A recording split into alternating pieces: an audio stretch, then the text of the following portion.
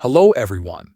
In this video, I will show you how to fix the Minecraft outdated client error and update loop issue. If you are using Bedrock Edition from the Microsoft Store, the update service may be stuck in a loop. A quick reset usually fixes the problem. Start by closing Minecraft and the Minecraft launcher completely. Make sure they are not running in the background.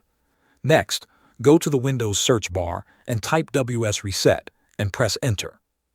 A blank command window will appear. Wait about 10 seconds until it closes on its own. This process resets the Microsoft Store cache. After that, open the Microsoft Store.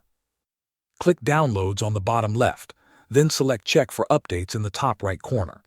If Minecraft appears, click the Update button to install the latest version. For Java Edition, the problem is often caused by the launcher using an older profile version. Open the Minecraft launcher and go to the Installations tab. On the right side, make sure the Releases option is enabled under Version Types.